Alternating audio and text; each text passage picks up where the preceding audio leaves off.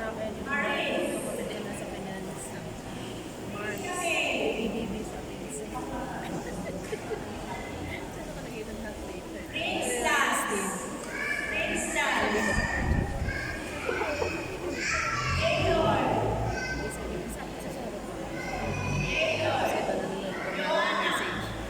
Binasa niya mo. Binasa niya sa message. Sabi ko sa isang GC. Bukod sa chat ng kumari ko. May ano din.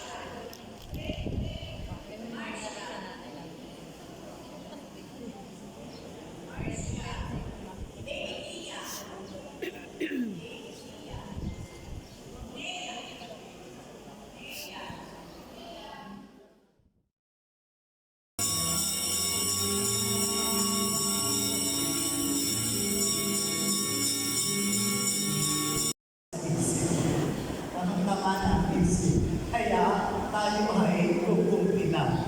At dahil sa kumpil na yan ay tayo pinalalakas ng Diyos, ibig sabihin lamang malaki ang tiwala sa ating ng Diyos. Na siyang maging tagapagtanggol ng simbahan, na maging tagapagtanggol niya, na maging saksi ni Kristo. Kasi malaki ang pagpapahalaga ng Diyos sa tao.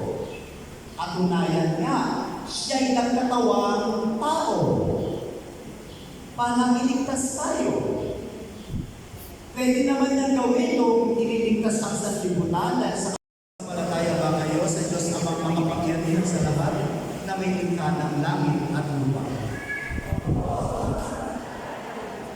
Sumasampalataya ba kayo kay Yesu Cristo, iisang anak ng Diyos, Panginoon natin, ipinanganak ni Santa Maria Virgen, itinago sa krus, namatay, inilibing, muling nabuhay, at nalulunok sa kanan ng Ama? Sumasampalataya ba kayo sa Espiritu Santo, Panginoon at nagbibigay buhay na bumaba sa mga apostol noong Pentecost?